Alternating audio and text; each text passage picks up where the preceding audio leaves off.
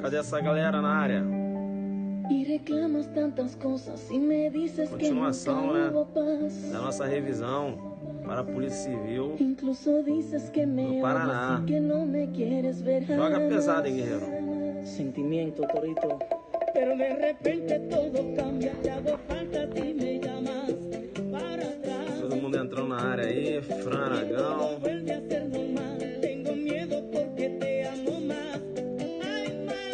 Parte especial, tem que fazer essa aula aí no DF.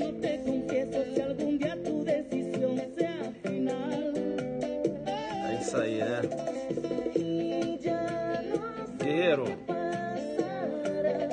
vai entrando aí e já vai convidando seus amigos. Chama no Perceba. Boa noite, mestre.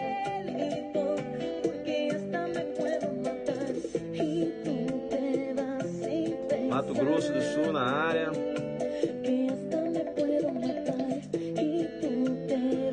É isso aí. Guerreiro, vai convidando seus amigos aí. Salve, salve. Presidente Prudente.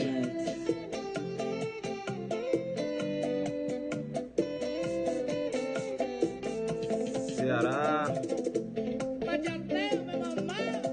Brasília. O pessoal tá aí. O que a gente vai fazer, né? Vamos continuar a nossa revisão, beleza? Todo mundo na área.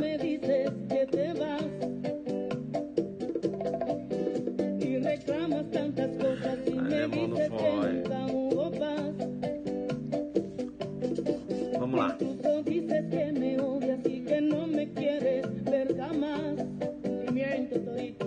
Santos Dumont. Todo mundo aí, né?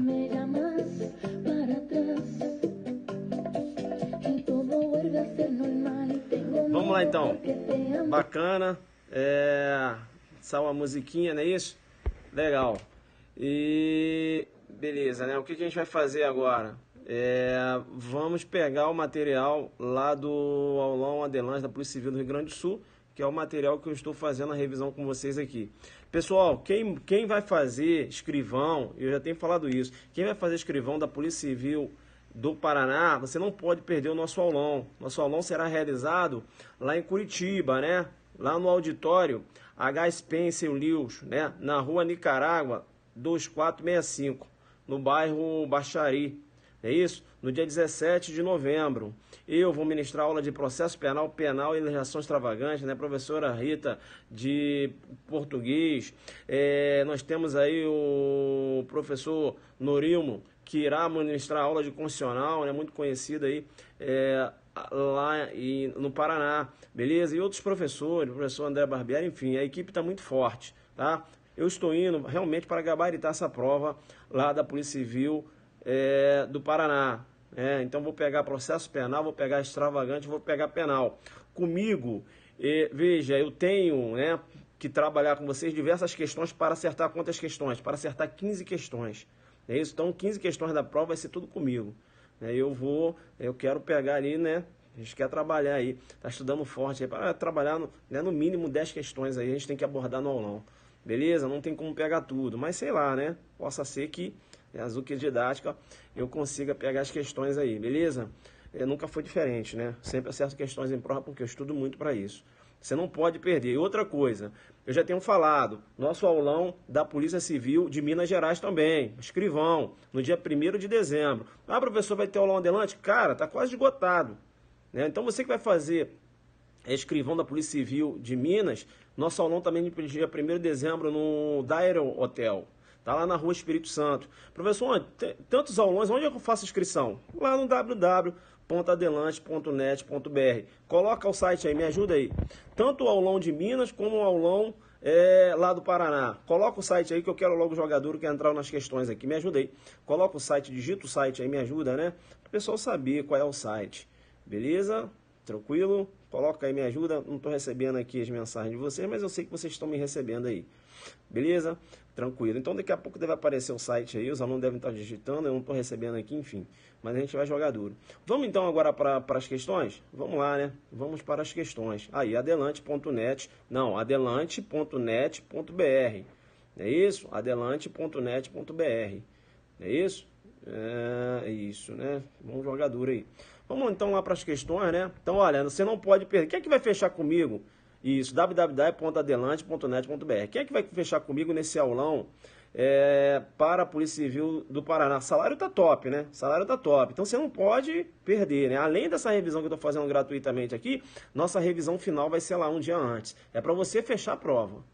Beleza? Para fechar. A gente não tá indo para lá para ficar contando piada, motivacional, não. É questões, é igual eu tô trabalhando aqui. Tranquilo? Bacana? Professor, eu não quero fazer o cargo de escrivão, mas quando sair a prova de agente eu vou fazer. Tu acha que eu tenho que ir nesse aulão? Claro que você deve ter, você tem que ir. Né? Se você mora aí em Curitiba, você vai fazer o concurso de agente da Polícia Civil do Paraná. Porra, vai nesse aulão, irmão, você mora aí. Já faz um aulão, já fica com uma carta na manga. Beleza? Aí quando eu for fazer agente da Polícia Civil, você vai de novo. Tranquilo? E outra coisa também, professor, estudo para delegado. Será que é jogo ir nesse aulão? Irmão, vai. Vai porque diversas questões que a gente vai trabalhar aqui, a gente vai trabalhar um nível um pouco acima. Não é isso? Justamente para pegar bem a prova. E você que estuda para delegado vai estar fazendo aqui em casa. Vai lá assistir o nosso aulão. Né? Aí você vai sair de, pô, caramba, era pra gente, mas o aulão foi forte. Então para você conhecer a nossa sistemática lá de aulão. Beleza? Vamos então, vamos trabalhar aqui, né? Vamos trabalhar, vamos para as questões, né? Vamos para as questões. Tchau, tchau. Eu falo com você depois no final da aula. Ó, não vai correr não, hein? Que o jogo vai ser duro. Beleza? Tchau, tchau. E bacana, né? Eu já deixei aqui meio que besourado. Isso. Bacana? Ah lá, agora tá bacana. Tranquilo? Eu parei na questão de número 12. Né? Número 11 eu já fiz, não fiz? Número 11 eu já fiz. Né? Número 11 eu já fiz, que aí a gente até trabalhou lá a questão da tentativa perfeita ou acabada, fazendo uma contraposição que está chamada tentativa imperfeita, né? Tentativa inacabada. Eu falava, quando eu tratava dessa questão, que a tentativa perfeita acabada, também chamada de crime falho, há o esgotamento dos atos executórios, não é isso?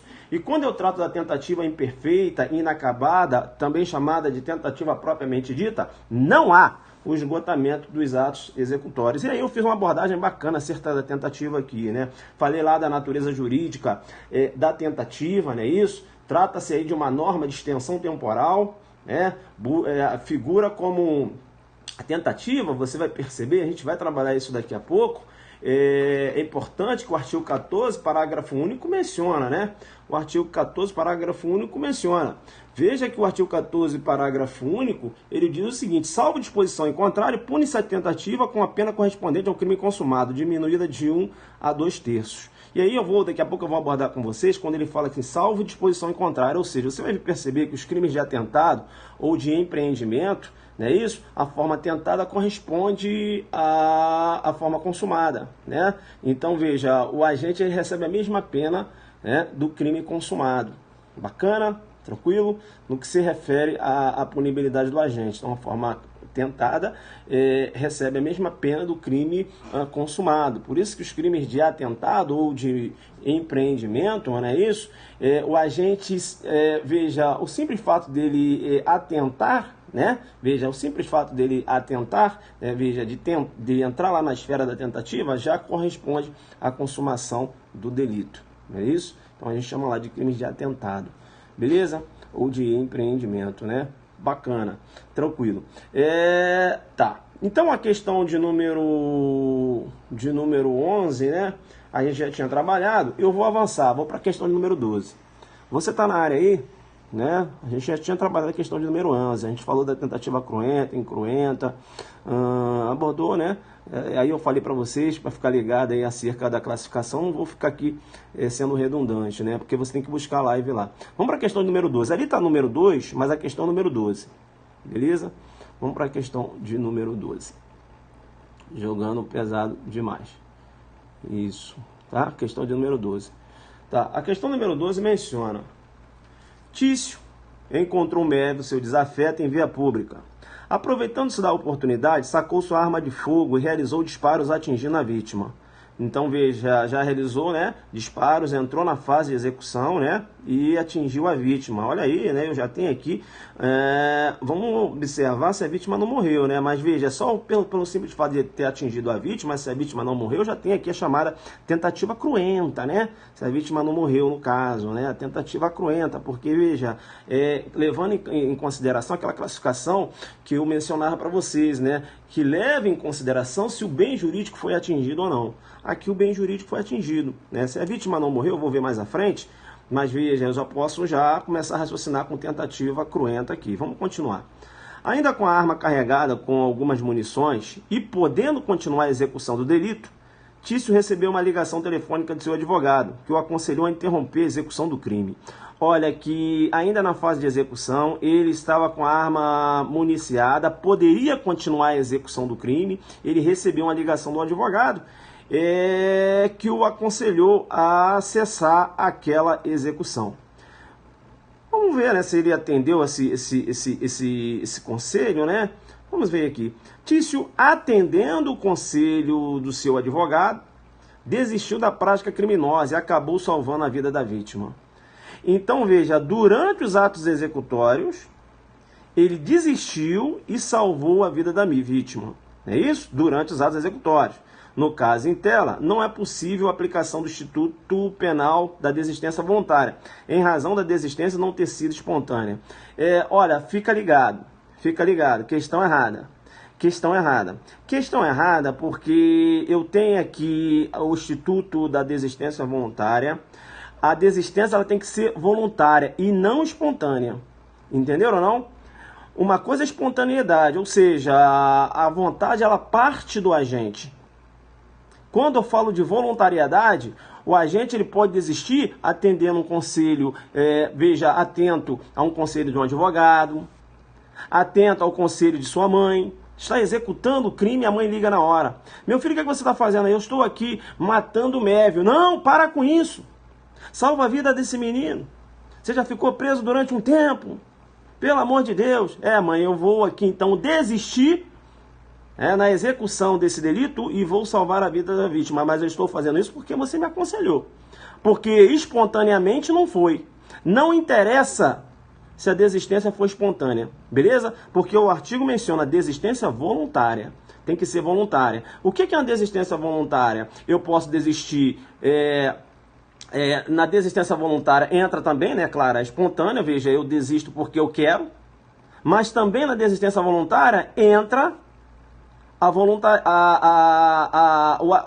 questão lá do agente atender, né, o conselho de um advogado, o conselho vamos supor, da genitora dele. Entenderam ou não? Então fica ligado. Isso. Então, a questão está errada, porque é possível sim a aplicabilidade do Instituto da Desistência Voluntária. Beleza? Importante. Veja que a desistência ela ocorreu na fase de execução. Tranquilo? Tá. Isso, né? Isso. Nunca tinha entendido. O jogo é pesado. Viu aí? Aqui eu não vou ficar de basicão com você. Né? Ó, voluntária. O artigo 15 menciona o agente que voluntariamente, ele não falou o agente que, veja, de forma espontânea. Entenderam ou não? Então, se eu desisto porque minha mãe me ligou, um advogado me ligou, ainda assim eu tenho, né, sou beneficiado lá pelo Instituto. É importante, quando eu trato da desistência voluntária, que na desistência voluntária, a desistência, né, ela ocorre durante os atos executórios. Beleza? Durante os atos executórios. Não é isso? Claro, né? Veja, quando eu tenho a desistência voluntária, é importante ainda, né? Você saber que o agente vai responder pelos atos anteriormente praticados. Aqui ele vai sair aqui da tentativa de homicídio, não é isso? Bacana. Tá. Desistência voluntária, o agente desiste durante os atos executórios. Beleza? Eu posso ainda desistir após os atos executórios. E cuidado. Né? Então veja, eu tenho 5 munições, realizei 5 disparos de arma de fogo, a vítima foi alvejada, eu já não tenho mais munição para continuar a realização de disparos, e após a vítima ser alvejada, eu adoto uma providência no sentido de evitar a morte da vítima. Eu tenho aí agora o chamado arrependimento eficaz. Beleza? Desistência voluntária, a cessação, o agente ele desiste durante os atos executórios, beleza?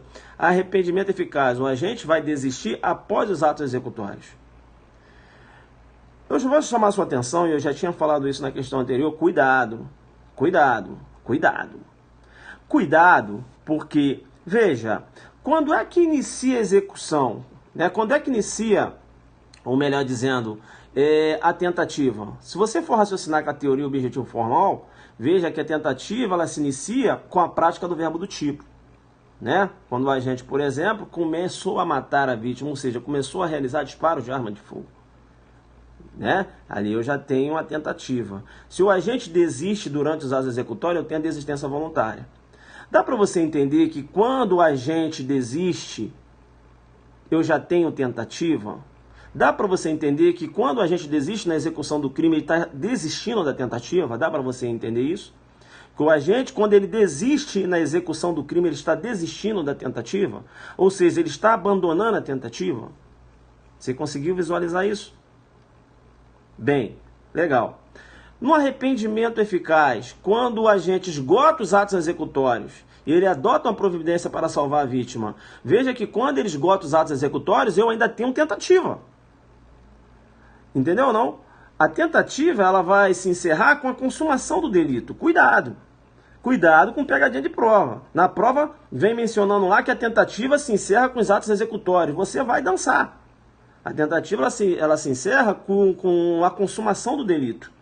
Então, Tício, se ele esgotou os atos executórios, tinha 5 munições, realizou 5 disparos e a vítima está alvejada, eu tenho tentativa. Não há que se falar em consumação, porque a vítima não morreu ainda.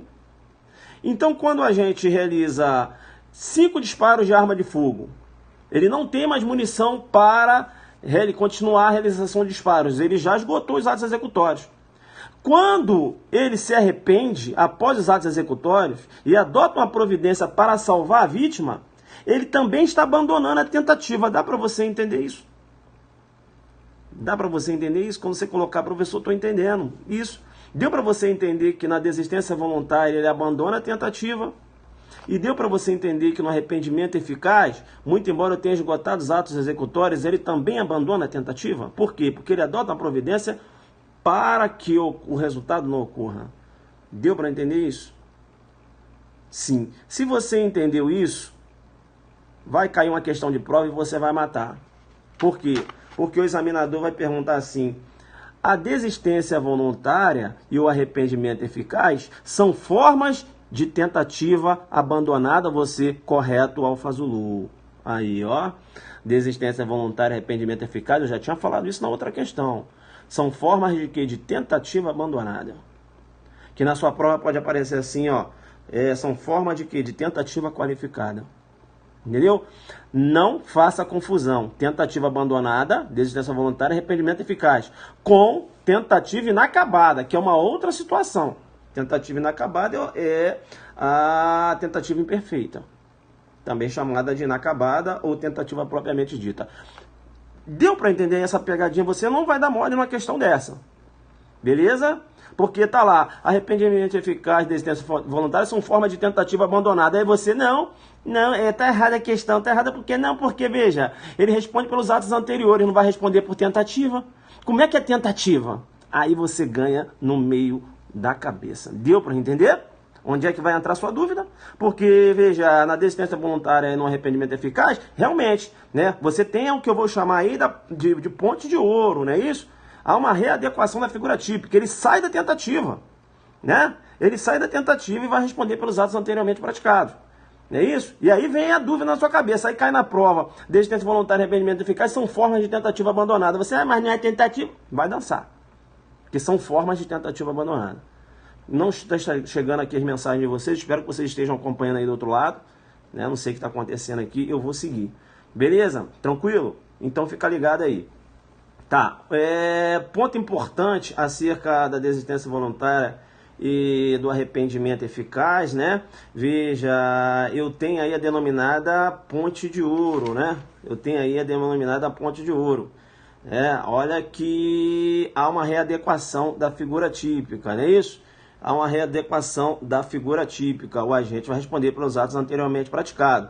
Veja, ele atravessa uma ponte, ou seja, sai de uma figura típica e vai para uma outra figura típica, né?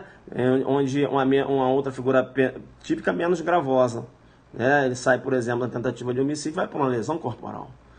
Importante, a ponte de ouro. Cuidado para não fazer confusão com o arrependimento posterior. No arrependimento posterior, o artigo 16 menciona: nos crimes cometidos sem violência ou grave ameaça, a pessoa, reparado o dano restituído à coisa, até o recebimento da denúncia ou da queixa, por ato voluntário do agente, a pena será reduzida de 1 a 2/3. Ou seja, no arrependimento posterior, entenda o que eu vou falar, eu já tenho consumação do delito. Arrependimento posterior, eu já tenho consumação do delito. Após a consumação, o agente, o que ele faz? Veja, ele repara o dano ou restitui a coisa até o recebimento da denúncia. Dá para você entender que aqui eu já tenho consumação. E aí vem o arrependimento posterior, que vai ensejar uma causa de diminuição da pena de 1 a 2/3. Então eu tenho uma ponte de prata. Entendeu? Arrependimento posterior, ponte de prata, né? Hoje já se fala já da ponte de bronze, né? Que é a confissão. E eu também tenho aí a denominada ponte de diamante, que é a delação premiada. E é muito interessante, porque, veja, ponte de ouro, readequação da figura típica. O agente sai da figura típica pela qual ele já estava nos atos executórios, já estava na tentativa daquela figura típica, e ele vai responder pelos atos anteriormente praticados. Readequação, beleza, é ouro, beleza? Arrependimento posterior, ele continua respondendo pelo aquele crime. Ocorreu a consumação, mas eu tenho a diminuição da pena, então é prata. Por quê? Continua respondendo pelo delito, então é prata, não é ouro. Tranquilo? Agora, o agente, veja, ele pode responder pelo aquele delito e ter uma atenuante, porque ele confessou. Aí atenuante, não é causa de diminuição, não, é atenuante, então é bronze. É bronze, atenuante. Há uma possibilidade do agente não responder por nada. Peraí, há uma possibilidade da gente não responder por nada? Há. Quando? No bojo de uma delação premiada. Professor, então peraí. Se no ouro há uma readequação típica, o agente continua respondendo, você está falando que há uma possibilidade do agente não responder por nada? Nada. Então é mais que ouro. É mais que ouro. É o que? É diamante. Ponte de diamante. Deu para entender? Porque a delação premiada é chamada de ponte de diamante. É diamante, filho. Não responde por nada. A delação premiada, a possibilidade do perdão judicial. Por isso que é diamante. Entendeu? Mais que ouro. Porque quando eu trato de arrependimento eficaz desse tempo voluntário, o agente ainda responde. Por uma outra figura típica, mas responde. Na delação premiada, a possibilidade dele responder por nada, se for beneficiado pelo perdão judicial.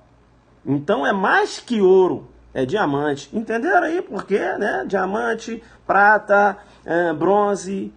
Entendeu? O professor só conhecia só a ponte de ouro.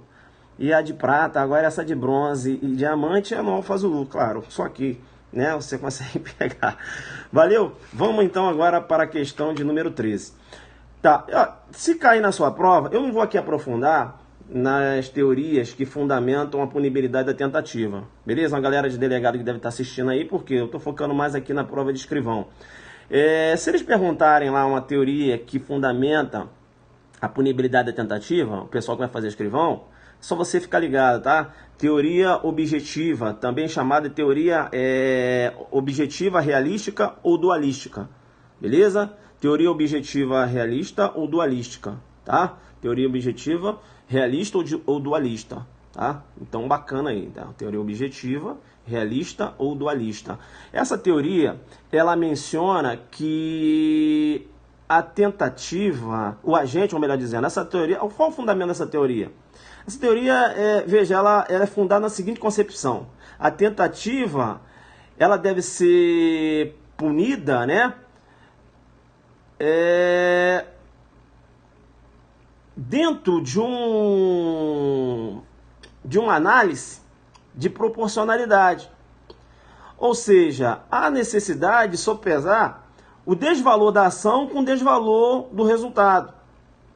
Então, é o que menciona o artigo 14, parágrafo único, né? Ele menciona lá, ó, a tentativa, ó, 14, parágrafo único, ele menciona, ó, a tentativa, né? Salvo disposição em contrário, pune-se a tentativa com pena correspondente à do crime consumado, diminuída de 1 a 2/3. Entenderam ou não? Então, essa teoria, ela diz o seguinte, olha, tem que ter proporcionalidade. Eu não posso aplicar a mesma pena para a tentativa, né? A mesma pena do crime consumado. Entenderam? Eu tenho duas teorias que pensam de forma diferente, defendem posicionamento diferente. É a teoria subjetiva, voluntarística ou monista. Né? Eu tenho a teoria também sintomática. Essa teoria sintomática ela é de origem lá da escola positivista, né? de Ferri, Lombroso, Garofalo. Não vou aqui aprofundar nisso. Se cai na sua prova, ele vai perguntar a teoria que fundamenta a punibilidade da tentativa. Teoria objetiva, tá? Ou se parecer lá realista ou dualista. Eles não vão perguntar isso numa prova de escrivão, a meu ver. Mas tá aí, só para você ficar ligado. Vamos para a questão de número 13? Vamos para a questão de número 13. Vocês acham que eu estou pegando pesado demais? Vocês acham que eu estou pegando pesado demais? Não, né? Pode ir? Pode ir. Questão de número 13. Tem que pegar aqui, não pode ficar, né? Beleza? Tranquilo.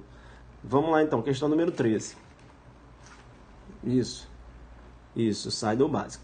Considere, tá vendo as questõezinhas do aulão Adelante Polícia Civil Rio Grande do Sul? Professor, nível delegado, não. Foi nessas questões aí, né, que eu peguei, diversos alunos passaram, né? Vamos para a questão número 13.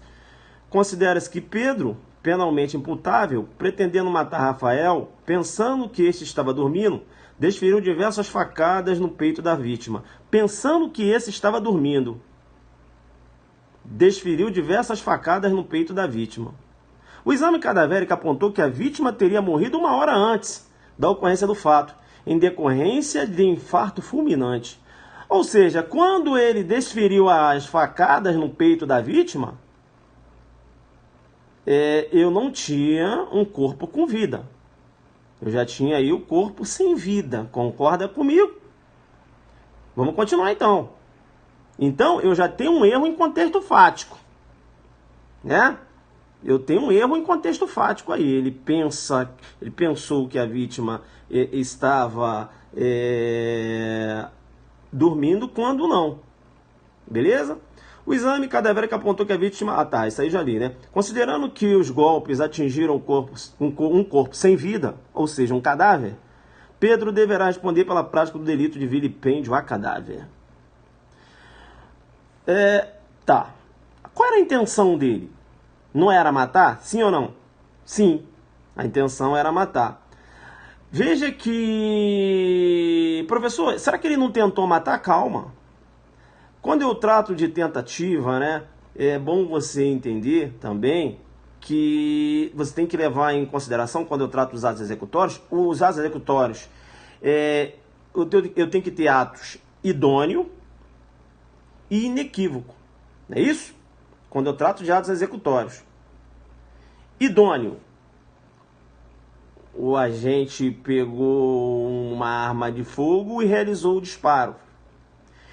Inequívoco, ou seja, ele realizou o disparo em direção à vítima. Porque eu posso ter um ato idôneo, mas equivocado. Qual? Eu quero matar a vítima e realizo o disparo de arma de fogo para o alto. Aí, como eu posso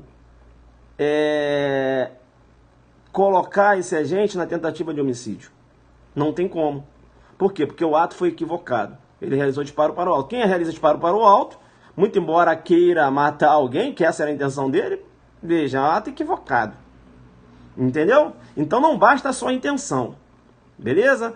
Tranquilo. Ele aqui tem a intenção de matar a vítima. Além dos atos executórios, né? Veja, o ato ele tem que ser idôneo e o ato ele tem que ser... o ato ele tem que ser... inequívoco. É importante você saber, né? É importante você saber que o objeto ele tem que ser próprio também. Não é isso? O objeto ele tem que ser próprio.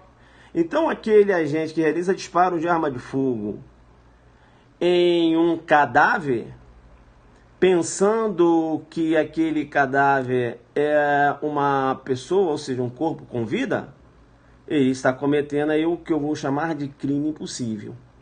Beleza? Em relação ao homicídio, né, ao que eu poderia até raciocinar aqui com tentativa de homicídio, eu tenho um crime impossível. Por quê? Porque o objeto é absolutamente impróprio. É cadáver. Deu para entender isso? É cadáver? Professor, então tá. Você falou que em relação ao homicídio seria crime impossível.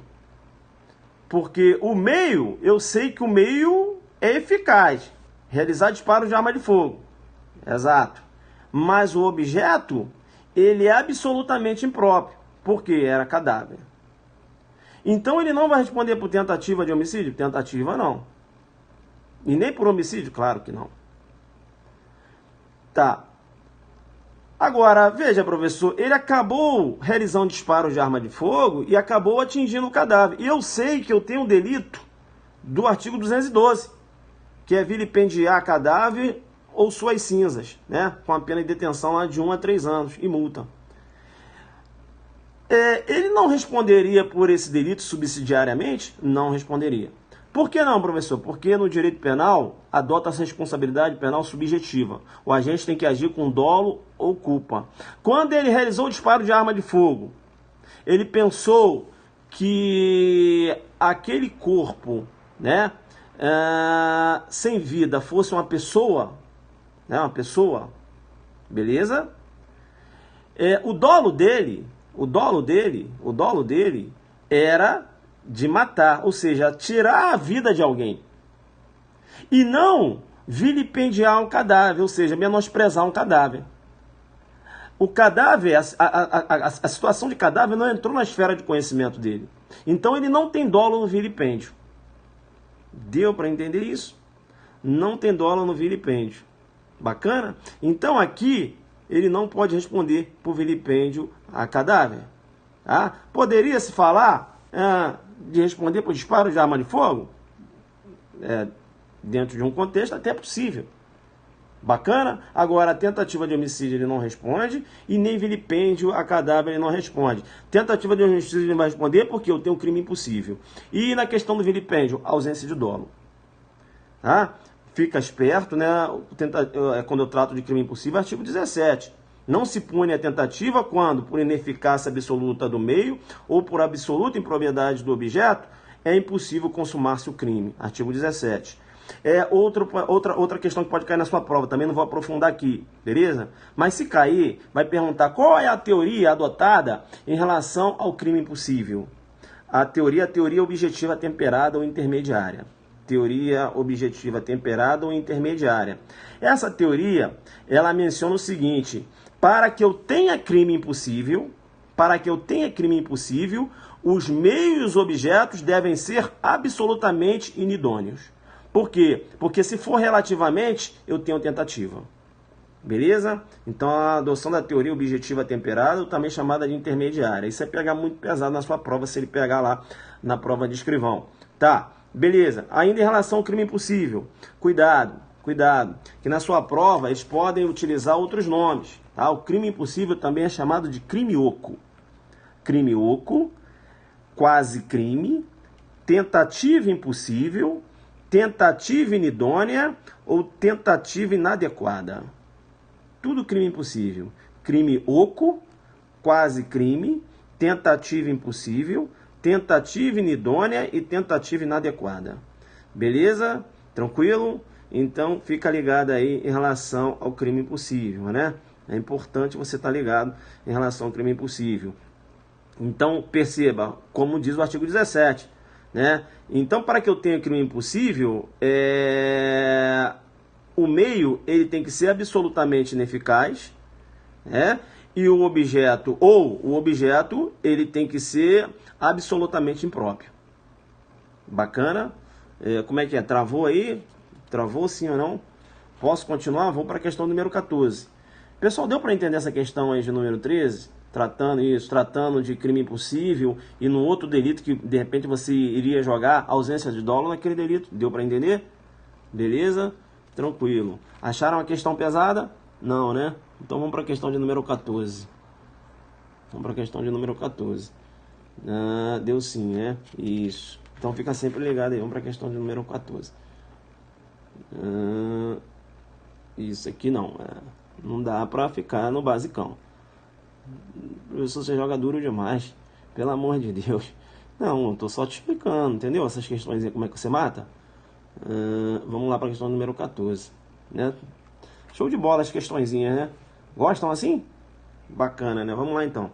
Considera-se que Paulo, policial civil da Polícia Civil do Rio Grande do Sul, professor, se vem nesse nível aí, derruba muita gente? Nada. Você tá fazendo aqui o... Ó, você tá fazendo essa revisão comigo, você ainda vai fazer o aulão adelante. Você que vai destruir. Bacana? Só coloquei questão, né? Veja, aulão adelante. Eu montei essas questões aí. Considera que Paulo, policial civil da Polícia Civil do Rio Grande do Sul, com a intenção de matar um cão feroz de guarda, tem realizado disparo de arma de fogo em direção ao animal, no exato momento em que este deslocava para atacar uma criança que caminhava em via pública. Fato este desconhecido por Paulo, quando a realização dos disparos. Tá. No caso hipotético, a conduta de Paulo está cobertada pela excludente ilicitude, estado de necessidade de terceiro. Tá. Primeira coisa, é importante, né, a gente raciocinar da seguinte forma. Professor, essa questão está certa ou está errada? Tá, a questão está errada. Mas como é errada, professor? Seria o que? Legítima defesa? Não. A legítima defesa, ela desafia uma agressão humana. Legítima defesa desafia uma agressão humana. Beleza? Professor, então se não é legítima defesa de terceiro, porque veja, o cão estava indo na direção de uma vítima. Ele cessou aquela agressão do animal, né? Aquele ataque do animal. Então, se não é legítima defesa, é estado de necessidade. Porque eu já estudei que em relação ao animal é estado de necessidade. Por que a questão está errada? Calma. Veja, realmente você acabou de falar em relação ao seu estudo, e realmente quando há uma ação oponível a um animal, a um ataque de um animal, em regra, eu tenho estado de necessidade, né? Então se o animal vem me atacar, em regra, se eu lanço a mão, por exemplo, no meu disponível, uma arma de fogo no momento, e mato aquele animal, eu tenho estado de necessidade, e não legítima defesa. Por quê? Porque a agressão não é humana. Beleza, tranquilo, tá, mas cuidado, estado de necessidade, eu tenho requisitos acerca do estado de necessidade. Eu tenho requisitos, não é isso? Eu tenho requisitos. E veja, quando eu trato os requisitos lá do estado de necessidade, é importante você saber que o perigo, ele deve ser o quê? Atual. Né? O perigo deve ser atual. O artigo 24, ele menciona: considera estado de necessidade quem pratica o fato para salvar de perigo atual, que não provocou por sua vontade, nem podia de outro modo evitar, direito próprio ou alheio, cujo sacrifício na circunstância não era razoável exigir-se. É importante você saber que quando ele fala perigo atual, doutrina majoritária entende que entra também o perigo iminente. Não só o perigo atual, como o perigo iminente. Você tem uma doutrina minoritária entendendo que o iminente não entraria. Por quê? Porque lá na legítima defesa, o examinador ele menciona iminente. E se fosse desejo do examinador inserir o perigo iminente aqui no estado de necessidade, assim teria o feito, como fez no estado na legítima defesa. Essa corrente é minoritária, tá? Então, tanto o perigo atual como o perigo iminente também entra aqui. Beleza? Tranquilo. Importante ainda, um segundo requisito está na necessidade, tá? Inevitabilidade do perigo. Como assim? Eu falei para vocês que um cão, se o cão vem a me atacar e eu estou com uma arma de fogo, é o meu disponível que eu tenho no momento, e aquele cão vem me atacar e eu lanço a mão de uma arma de fogo e mato aquele cão, eu estou amparado pela excludente estado de necessidade. Né? Veja, eu estou sacrificando um bem jurídico, né, de menor valor, para salvar a minha vida, de maior valor. Beleza? Está a necessidade aí justificante. Né? O critério é a razoabilidade. Beleza? Tá. Importante, quando eu falo acerca disso, é que se um cão está vindo na minha direção, o cão está lá embaixo, eu tenho uma porteira aqui que eu posso sair. Aí o cão está vindo lá embaixo, eu vou falar assim, não, vou esperar o cão chegar, porque eu não vou sair daqui não. Eu não tenho que... Veja, a lei não manda eu ser covarde. Né? Quando você raciocina com a legítima defesa, a lei não manda o agente se retirar do local. Entenderam ou não? Quando eu trato de estado de necessidade, não. Quando eu trato em estado de necessidade, um dos requisitos é a inevitabilidade do sacrifício do bem jurídico. Era inevitável. Ou seja, se eu estou vendo um cão vindo lá embaixo, aí aqui eu fico aqui esperando o cão chegar. Quando o cão chega, eu pego minha arma de fogo e mato o cão, eu tenho acesso. Por quê? Porque eu poderia ter evitado aquele perigo. Eu poderia ter saído pela porteira. Eu estava ali no interior de uma fazenda, tinha uma porteira aberta lá, eu poderia ter saído. Eu fiquei no local, né? Veja, eu poderia evitar o perigo e não evitei. Eu tenho acesso. E aí não vai caracterizar esta necessidade. Então fica esperto quando eu falo de inevitabilidade do perigo. Outro ponto importante é a proporcionalidade. Tá? Você tem que ter proporcionalidade na sua ação. Beleza? Tem que ter proporcionalidade na sua ação. Então veja, a proporcionalidade é importante. Tanto no estado de necessidade, como também lá na legítima defesa. E aí tem um requisito muito interessante também no estado de necessidade, como de qualquer outra excludente de licitude, doutrina majoritária, no sentido de que o agente tem que ter conhecimento da situação justificante. Aí mata a questão.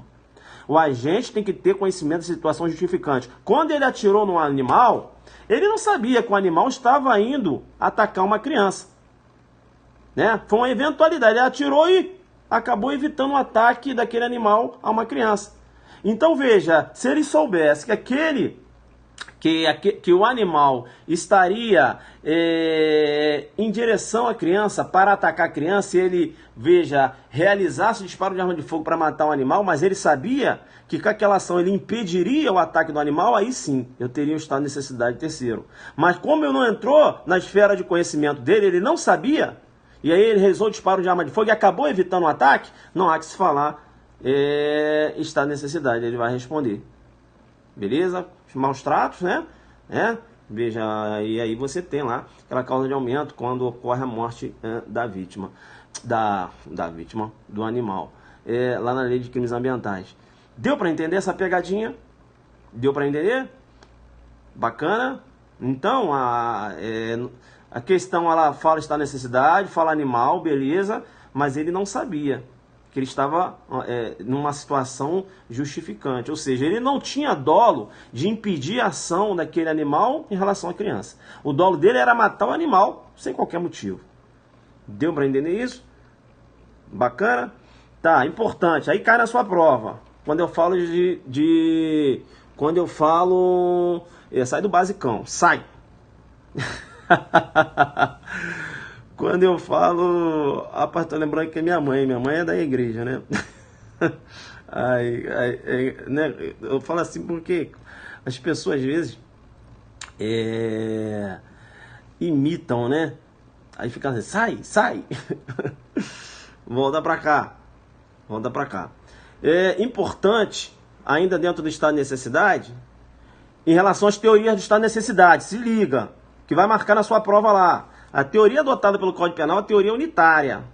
Tá? A teoria unitária, ela trabalha com a razoabilidade. Ou seja, o sacrifício de bem de igual ou menor valor para salvar bem de maior valor.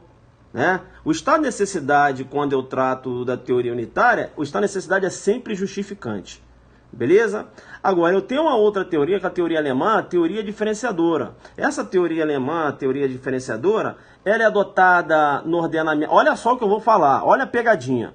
Código Penal adota a teoria unitária? Sim. Agora, olha, o Código Penal brasileiro adota a teoria unitária? Sim. Beleza. O ordenamento jurídico brasileiro adota a teoria unitária? Ou melhor dizendo, o Código Penal adota a teoria unitária? Sim. O Código Penal adota a teoria diferenciadora? Não. Beleza? Agora, olha a outra pergunta. O ordenamento jurídico brasileiro adota a teoria diferenciadora? Aí sim. Como assim, professor? Quando eu falo Código Penal, é Código Penal. Quando eu falo ordenamento jurídico brasileiro, aí entra o Código Penal militar. E o Código Penal militar adota as duas teorias, tanto a diferenciadora como a unitária, entendeu? Isso, coloca aí, coloca o alfa azul. Se ele falar ordenamento jurídico brasileiro, aí sim, porque ele está incluindo o Código Penal militar, tem que ficar ligado. Agora, se ele fala só o Código Penal, não, o Código Penal, só a teoria unitária, eu não vou dar mole. Tá, e quando trata da teoria diferenciadora, que é adotada pelo Código Penal militar, essa teoria alemã, ela divide o estado de necessidade. A teoria diferenciadora, ela divide o estado de necessidade em justificante e exculpante. Quando há um sacrifício de bem de menor valor, né? Veja, para salvar um bem de maior valor, está a necessidade justificante. Quando há um sacrifício de bem de igual ou maior valor, em relação ao bem que está sendo sacrificado, o está a necessidade ele vai ser exculpante. Aqui, esse está a necessidade exculpante, ele exclui a culpabilidade. Beleza? Tranquilo? Exclusão de culpabilidade. Quando menciona lá está a necessidade exculpante, né? Beleza? É importante aí, né? É importante. Teria uma inegibilidade contra adversa. Beleza, então. Vamos avançar então para a questão de número 15, né? Questão de número 15. Vamos para a questão de número 15. É importante ainda que tem uma divisão ainda dentro do estado de necessidade acerca uma classificação muito interessante. Quando você leva em consideração a titularidade do bem jurídico atingido. Quando o bem jurídico atingido é daquele terceiro, né, que criou aquela situação de perigo, eu tenho denominado estado, o estado de necessidade defensivo. O bem jurídico é daquela pessoa que criou a situação de perigo. Eu tenho o estado de necessidade defensivo. Quando o bem jurídico sacrificado é de uma pessoa que não tinha nada a ver com aquilo, eu tenho aí o estado de necessidade agressivo. Tá? Já caiu em prova, você tem que saber em relação a essa classificação do estado de necessidade. É importante você estar ligado aí.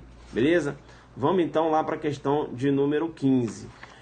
Antes mesmo de ir para a questão número 15, eu queria falar mais um pouquinho aqui acerca do estado de necessidade, que eu gosto de jogar pesado. Olha só,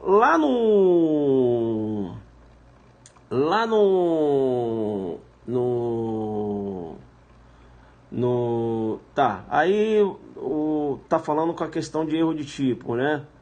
Aí o guerreiro ali está falando, está necessidade real, putativa, enfim. Tem essas classificações também, né? Que não dá para dar aula de estado de necessidade. Estou fazendo um comentário aqui, tá? Eu queria voltar com você quando o artigo 24 menciona: considera estado de necessidade quem pratica o fato para salvar de perigo atual que não provocou por sua vontade. Será que se eu, veja, estou fumando um cigarro, aí estou no interior de uma residência, esse cigarro acabou caindo no chão dessa casa e acabou ateando fogo, né? Provocando um incêndio nessa casa. E eu peguei o único veículo que tinha naquele local e saí. Beleza? E deixei a outra pessoa lá, que inclusive ela morreu. E ela poderia ter pego esse carro também, que o carro era dela, e ter saído do local. Eu posso alegar estado de necessidade? Porque, veja, eu acabei provocando. Mas eu provoquei esse incêndio de forma culposa. A pergunta que se faz é o seguinte: quem provoca o perigo, né? Veja, quem provoca o perigo de forma culposa pode alegar estado de necessidade? Eu tenho dois posicionamentos aí, beleza? Eu tenho um primeiro posicionamento, que é inclusive majoritário, que entende que quem provoca o perigo de forma culposa pode alegar estado de necessidade. É o posicionamento do professor Hungria, é o posicionamento, né, do professor clássico Fragoso, professor Roxin, né, Rogério Sanches também, com esse entendimento. Entende que você só não vai poder alegar estado de necessidade se você provocou aquele perigo de forma dolosa. Ou seja, eu coloquei fogo na casa e aí eu fui lá e peguei o único carro e me evadi. Aí não. Por quê? Porque você provocou de forma dolosa. Ou seja, para esses autores, quando o artigo 24 menciona que não provocou por sua vontade, essa sua vontade aqui é a vontade, né, veja, trata-se de dolo. Beleza? Agora, lá do outro, né, um outro posicionamento do professor Masson, do professor Damas Jesus, do professor Nutt, eles entendem que tanto na forma dolosa como culposa, se o agente provocou o perigo na forma dolosa ou culposa, ele não pode alegar esta necessidade. Aí eu entendo que seria minoritário. Beleza? Um detalhezinho, né? Mas assim, quem estuda para delegado, cai uma questãozinha dessa. Para escrivão, eles não devem cobrar isso não. Tá? Mas aqui a gente acabou dando uma passada. Vamos para a questão número 15, né? Eu estou aí com 49 minutos de live. Eu vou fazer a questão de número 15 e a gente vai encerrar a live. Beleza? Tranquilo? Isso, né? Pegada.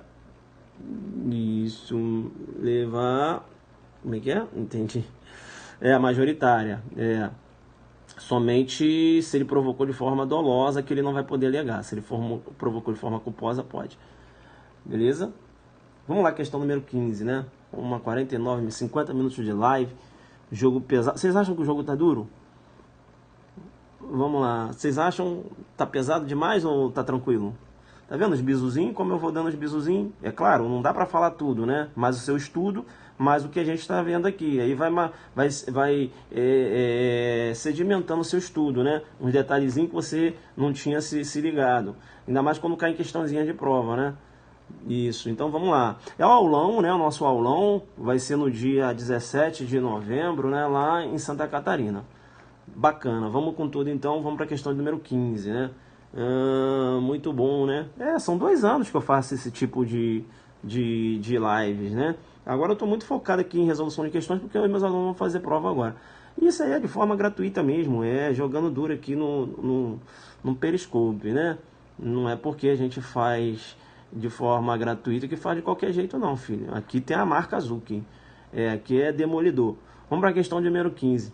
Professor, não, porque o meu amigo já assistia as suas aulas. Aí ele falava, sabe? Eu nunca tinha assistido na primeira vez, mas o jogo é pesado, hein? E dia 1º lá em dezembro em Minas. Vamos lá, questão número 15, pessoal, senão a gente não para. Inclusive, deixa eu ver aqui. Tá, vou fazer a questão 15. Aí depois eu queria, porque a legítima defesa eu vou falar muito. Deixa eu ver aqui, vamos fazer. Começou a agredir. Vamos fazer o seguinte, pessoal, vamos deixar a questão 15 para uma outra live. Porque eu vou querer deixar a legítima defesa no osso e não vai dar tempo. No mínimo só meia hora, já estamos aí com quase 1 hora. Tá, eu vou fazer o seguinte. Vamos deixar a questão 15, né? Vamos deixar a questão 15 para uma outra live. Beleza? Tranquilo? A gente falou mais, já estão 1 hora de live. Vocês não aguentam também. Porque eu vou querer até o telefone. Olha lá, o telefone, ele quando eu jogo muito duro, ele fica doidinho. Olha lá, tá doido, viu? É sempre assim, já acompanharam? Agora sim. Até ele voltar, ele fica meio doido, entenderam? Então eu vou fazer a questão 15 numa outra live, né? Semana que vem, beleza?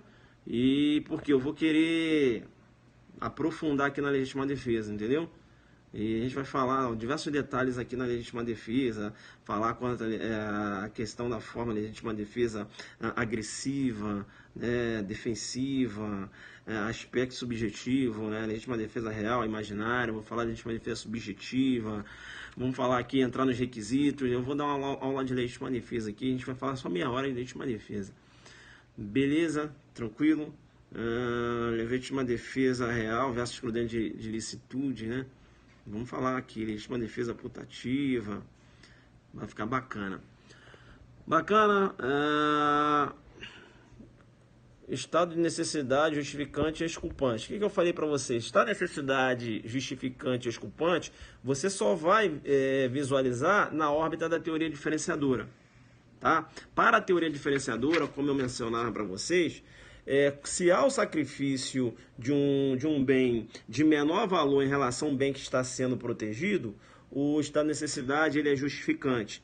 Agora, se há o sacrifício de um bem de igual ou maior valor em relação ao bem que está sendo protegido, o estado de necessidade é exculpante. E aí vem a questão de prova. O estado de necessidade exculpante não é considerado aí, veja, excludente de licitude.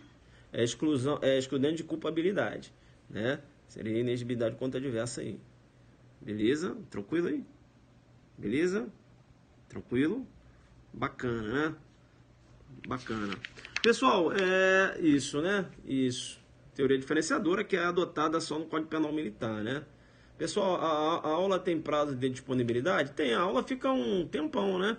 Eu acho que o Lino não está conseguindo colocar no YouTube, mas você que tem canal pode jogar lá no YouTube. Eu não tenho um canal no YouTube, não. Tenho tanta coisa, tantas redes sociais. E eu também já falei, professor, mas você poderia ter um canal no YouTube, você ia ganhar, porque não sei o que, visualização. Não estou preocupado com isso não, pessoal. Eu faço de graça. Entendeu? Não fico correndo atrás disso não. Quem quiser joga lá no YouTube, eu já faço aqui já. É muito trabalho pra mim. Entendeu? Beleza, então, tranquilo? E aí a gente vai fazer essa questão número 15, é uma questão mais pesada de legítima defesa. E muita informação hoje, né? Vocês saíram um pouco aí meio tontos, né? Quem já tá tendo aula, querendo seu curso, né? Eu vou jogar duro, né? O pessoal tem falado acerca do curso. Eu vou ver se eu consigo gravar, fazer aulas em sequências, né? Isso que vocês querem, hein?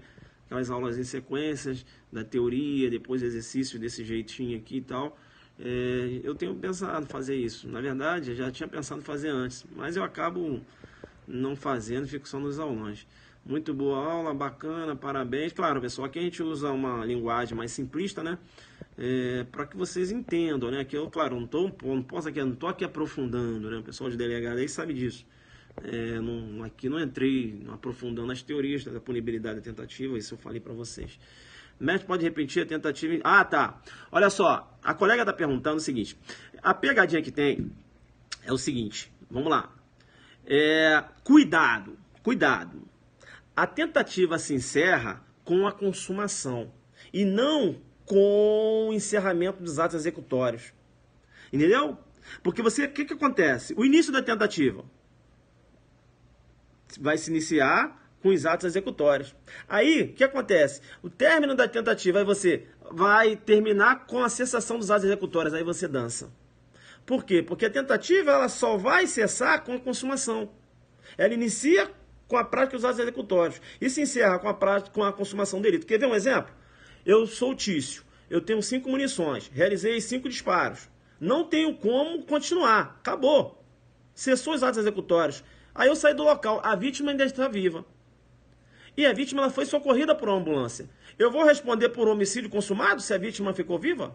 Não, vou responder por homicídio tentado. Por quê? Porque não consumou. Ou seja, eu fiquei na esfera da tentativa. Entendeu? Então, se liga. A tentativa ela se encerra com a consumação do crime. A questão é que você faz confusão. E aí você, como sabe que a tentativa inicia com os atos executórios, você pensa que a tentativa termina com a cessação dos atos executórios, aí você dança. Por isso, aí o aluno coloca, mas se a vítima morrer, pessoal, se a vítima morrer, eu vou responder por delito consumado ou tentado, aí tem que me ajudar. Se a vítima morrer, aí não, né? Aí eu tenho a consumação. Eu falei isso agora, não falei? Aí vem a questão da pegadinha de prova. Quando eu falo de arrependimento eficaz, o arrependimento eficaz, ele ocorre ainda na esfera da tentativa. O arrependimento eficaz, ele ocorre na esfera da tentativa. Então, a gente, quando ele cessou os atos executórios, que ele se arrepende, né, e aí adota uma providência para salvar a vida da vítima, na verdade, ele está abandonando a tentativa. É por isso que arrependimento eficaz e desistência voluntária são formas de tentativa abandonada. Entendeu? Eu sempre tenho dúvida sobre quando realmente... você tem algumas teorias, né, que tratam lá do início dos atos executórios. Depois eu posso até aprofundar acerca disso. Tá? Mas você vai ver na doutrina, né, o posicionamento no sentido da prática do verbo dutivo, teoria objetivo formal. Não é isso? Mas você tem diversas teorias aí, depois a gente trata um pouco sobre isso aí. Deu para entender isso?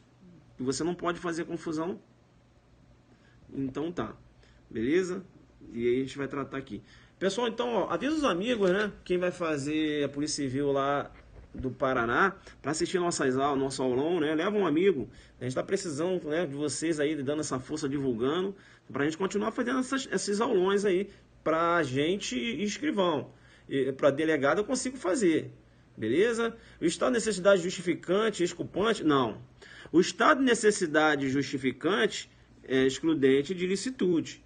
Quem faz essa divisão de justificante e exculpante é a teoria diferenciadora.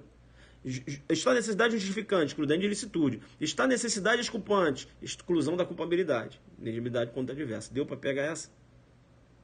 Entendeu? A teoria diferenciadora que faz essa divisão. A teoria unitária não. Para a teoria unitária, todo estado de necessidade é justificante. Ou seja, todo estado de necessidade é considerado excludente de ilicitude. Teoria unitária. Beleza? Tranquilo?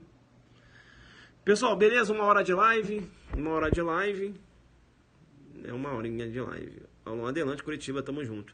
Beleza, ó, vai com esse conhecimento já, Paulão, pra me ajudar, né? Porque na hora que eu começar a jogar duro lá, você já vai estar sabendo o que eu tô falando, tá raciocinando, né? Porque, né, não vai no basicão, né? Beleza? Lá é rápido, né? Não é essa maleza aqui não.